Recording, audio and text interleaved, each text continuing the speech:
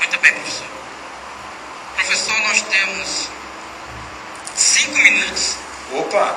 E vamos ver se conseguimos responder essa pergunta aqui, que foi na semana passada, de um irmão nosso, o Ricardo. Certo. Que diz o seguinte: quem são os desviados cuja regeneração é impossível, segundo Hebreus 6, 4 ao 6? Maravilha. Se você... Olha, professor, e essa está aqui, hein? Vira da verdade. Então, vamos agora ver a resposta desta pergunta. Maravilha, maravilha. Você gostaria de ler o texto para a gente, amigo Ed? Só um instante. Ok, é Hebreus capítulo 6.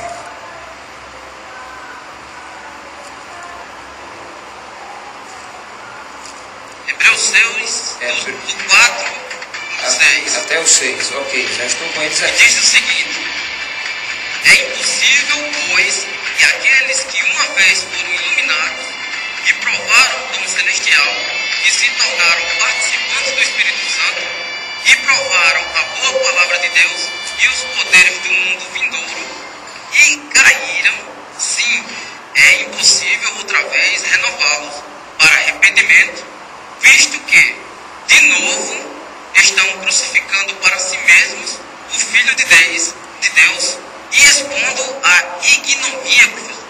Ok, quer dizer, amigo Ed, nós temos em mãos, estamos de frente aqui de alguns versículos que são, digamos assim, bastante fortes e que, se forem interpretados de uma forma fora da palavra de Deus, eles podem até ser perigosos. Exato, professor. Porque imagine você, amigo Ed, e demais telespectadores, uma pessoa sincera, uma pessoa, digamos, até recém-batizada, recém-convertida à religião de Jesus Cristo, à religião da Bíblia, se depara com esses textos, começa a olhar para a sua vida e diz: meu Deus, mas hoje de manhã eu pequei.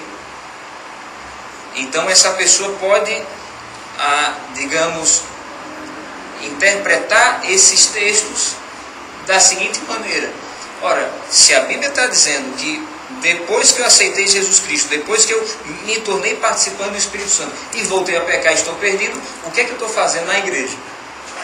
Mas, graças a Deus, a palavra de Deus, ela mesma se interpreta. E o autor do livro de Hebreus, que foi o mesmo apóstolo Paulo, do qual a gente leu alguns versículos agora há pouco, lá no capítulo, deixe-me ver aqui, o capítulo 10, ainda em Hebreus, capítulo 10, a partir do versículo 26, ele responde essa pergunta, que a propósito uma pergunta muito bem elaborada pelo nosso amigo Ricardo, que não é o nosso amigo técnico aí do som, não é esse Ricardo não, é aquele que nos visitou sábado passado, não é isso, Ed? É isso mesmo, professor. Tá, joia. É o Ricardo Mussi Silva Gomes. Tá, joia. Ele escreveu nome, sobrenome e apelido. Exatamente. Maravilha. Então, lá no capítulo 10, a partir do versículo 26, a palavra de Deus, ela responde essa pergunta e explica o que Paulo ele quis dizer ao escrever a Hebreus 6, a partir do versículo 4. Aqui nessa versão diz assim: porque se vivermos, note o que Paulo está dizendo, se vivermos deliberadamente em pecado, depois de termos recebido o pleno conhecimento da verdade, já não resta sacrifício pelos pecados.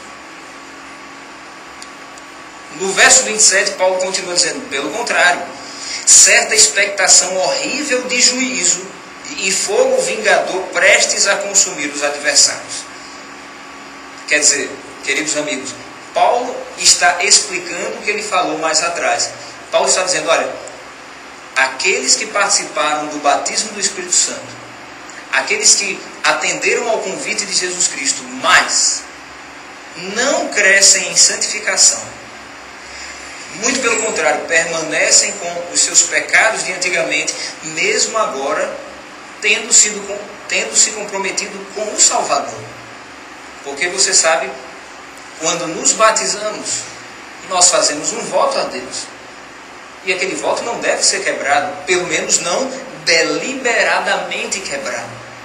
O que é algo deliberado?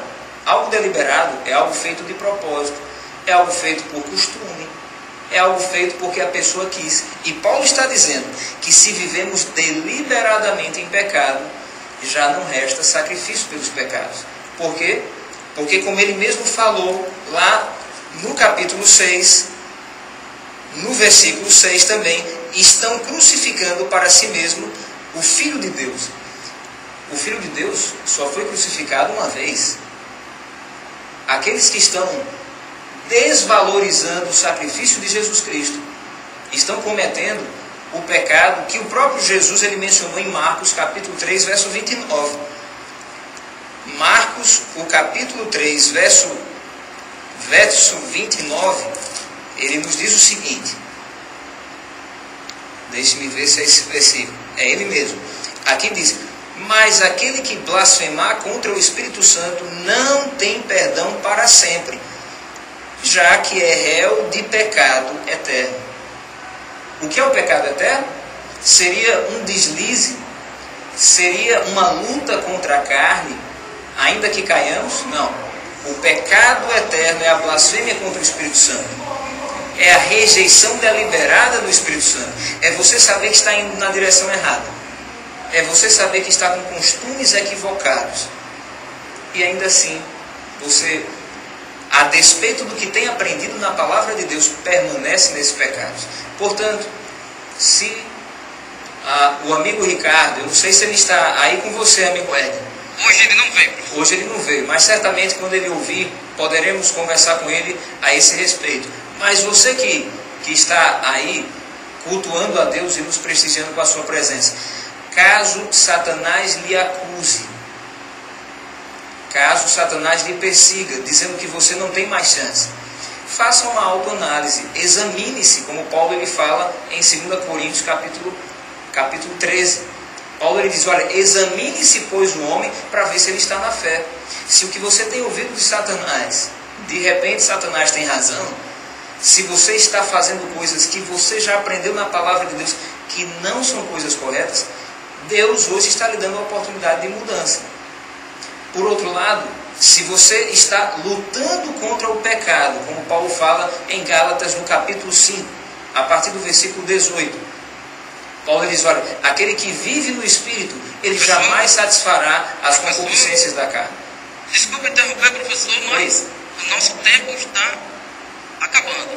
O senhor pode fazer o mais sucinto possível. Maravilha. Então, para a gente concluir, o pecado que desvaloriza o sacrifício de Cristo não é um pecado isolado, mas o viver deliberado em pecado. O seguir um caminho de pecado, mesmo professando a verdade, ou mesmo não sendo religioso. Por que muita gente no mundo vai se perder? Porque sabia do certo e fez o errado. Exatamente, professor.